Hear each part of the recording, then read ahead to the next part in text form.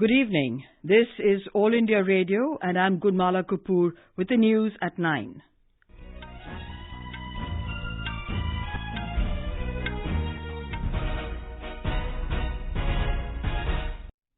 The headlines. Prime Minister Narendra Modi calls for focused efforts from all stakeholders to make India a $5 trillion economy. India hosts visit of 15 foreign envoys to Jammu and Kashmir to give first-hand information about normalcy in the region. Over 1,000 fast-track special courts to be set up across the country for speedy disposal of cases. Delhi police arrest 3 ISIS-inspired terrorists from Wazirabad area. Mega sports event Khelo India gets underway tomorrow in Guwahati. 6,500 athletes to take part in 20 disciplines. And in badminton, Sindhu and Saina Nehwal enter the women's singles quarterfinals of the Malaysia Masters.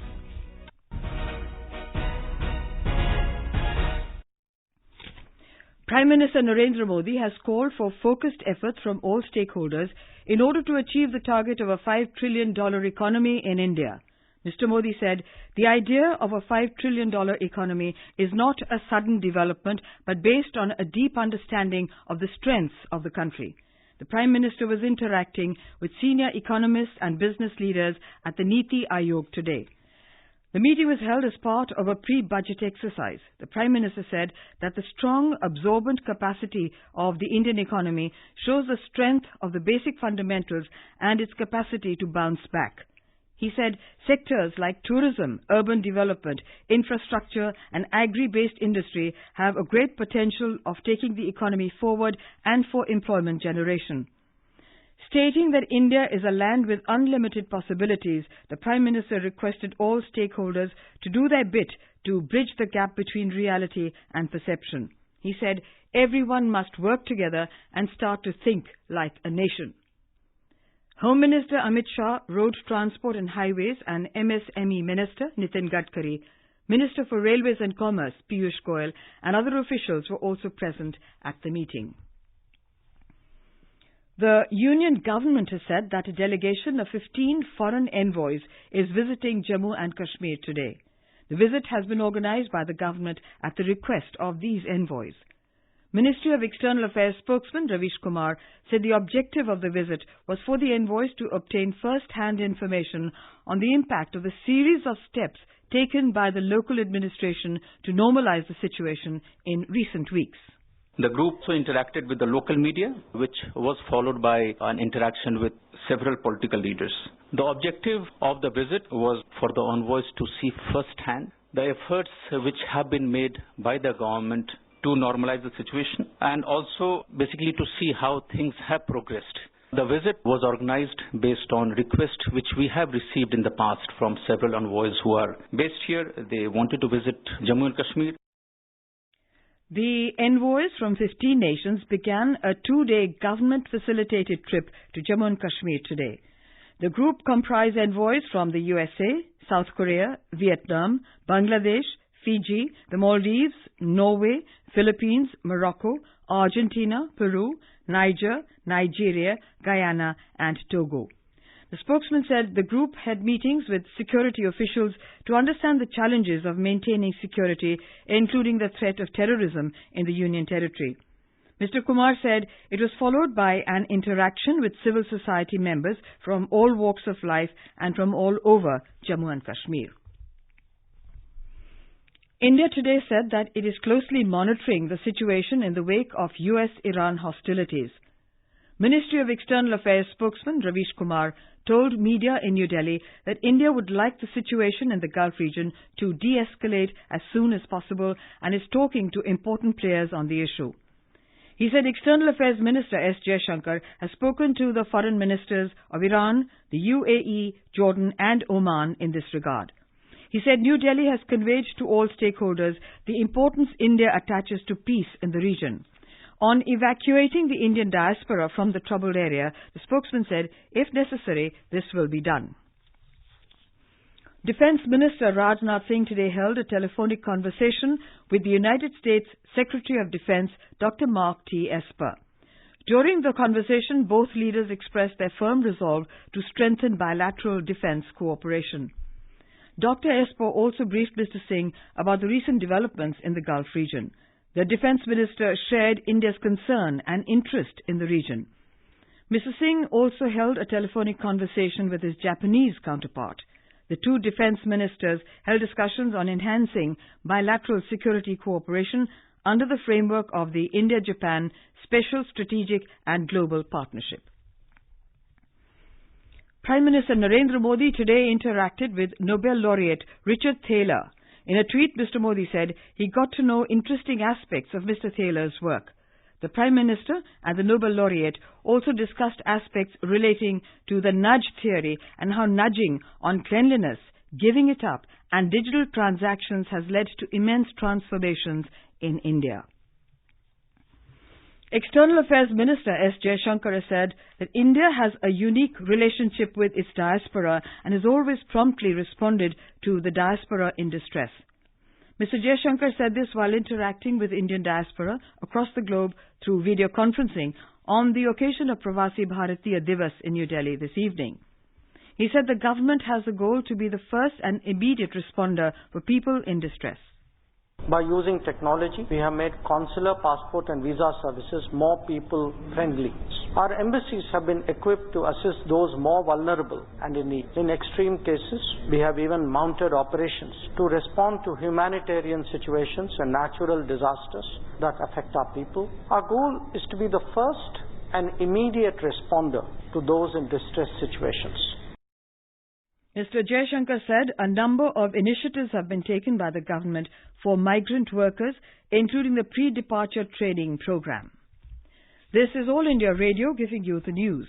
For quick news updates, visit our News on AIR app and follow us on Twitter at AIR News Alerts.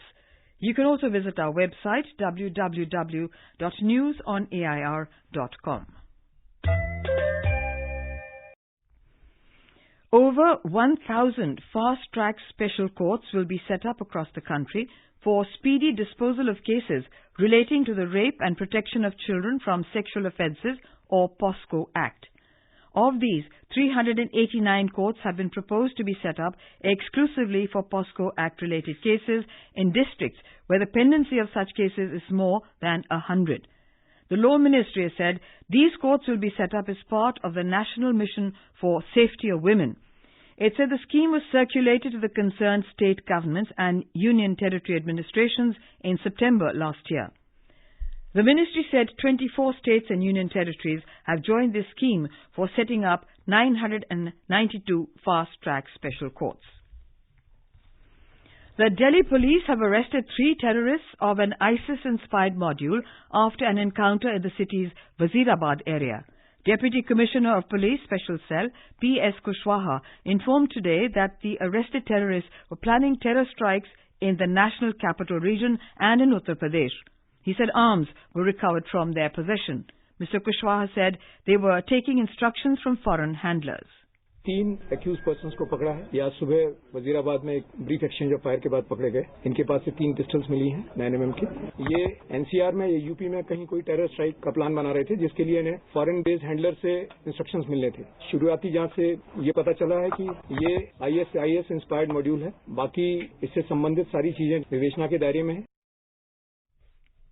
Union Law Minister Ravi Shankar Prasad has said that opposition to the Citizenship Amendment Act, the NRC and the NPR is motivated and unfair. Addressing reporters in Chennai this evening, he said, citizenship has been given to people of other countries even earlier, like those periods of crisis in Uganda and Sri Lanka and the Bangladesh War of 1971.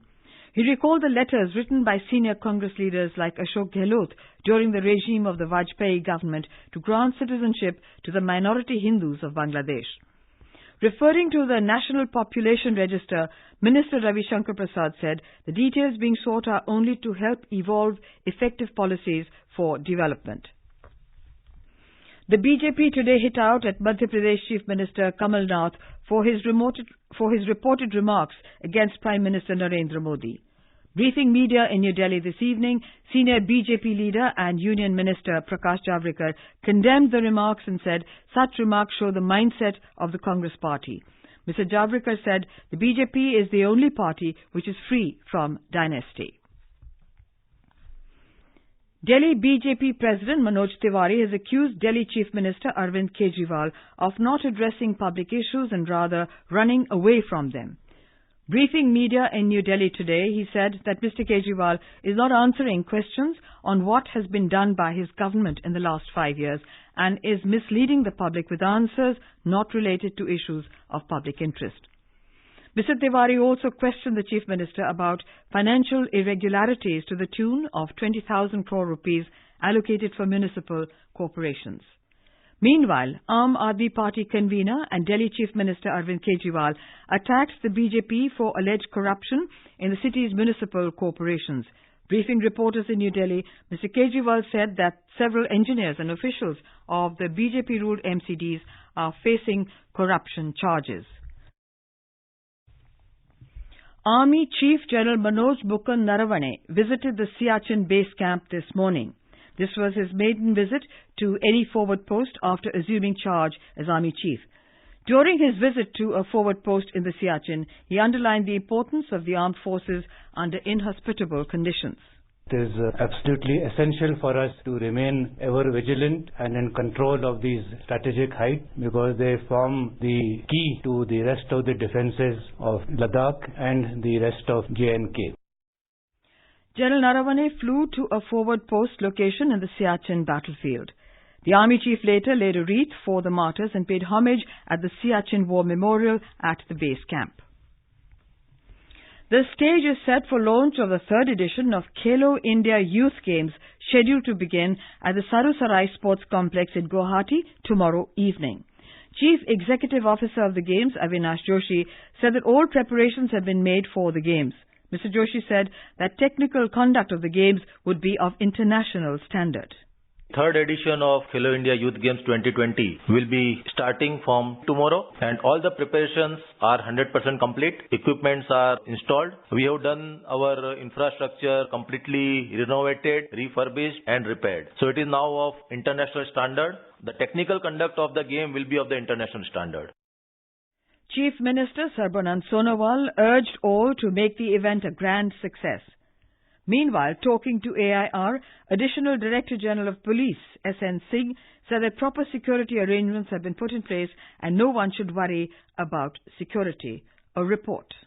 With more than 6,500 athletes in 20 disciplines, including cycling and lawn bowls, which are debuting in Khelo India, this will be the biggest talent search event in India, outnumbering the 5,925 in Pune last year. The onset of more talent in the under-17 and under-21 age groups and the presence of scores of defending champions promises to make this edition more memorable. Making their Khelo India debut, the Union Territory of Ladakh are the team with single-digit representation with 2 archers and 5 boxers. This is Ishani Gupta for Sports Desk.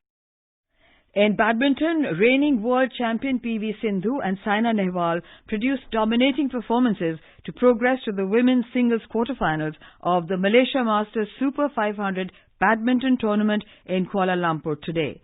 In the men's singles, India's challenge ended after both Samir Verma and HS Pranoy crashed out in the second round. The Union Budget will be presented on the 1st of next month and the Economic Survey on the 31st of January. Official sources said the Cabinet Committee on Parliamentary Affairs met yesterday in New Delhi and recommended that the budget session be convened in 2 phases. The first phase of the budget session will be from the 31st of January to the 11th of February, while the second part of the session is expected to be from 2nd March to 3rd April. And now, before we end the bulletin, the headlines once again. Prime Minister Narendra Modi calls for focused effort from all stakeholders to make India a $5 trillion economy. India hosts visit of 15 foreign envoys to Jammu and Kashmir to give first-hand information about normalcy in the region. Over 1,000 fast-track special courts to be set up across the country for speedy disposal of cases. Delhi police arrest 3 ISIS-inspired terrorists from Wazirabad area. Mega sports event Khelo India gets underway tomorrow in Guwahati. 6,500 athletes to take part in 20 disciplines. And in badminton, PV Sindhu and Saina Nehwal enter women's singles quarterfinals of the Malaysia Masters. And that's all in the news at 9.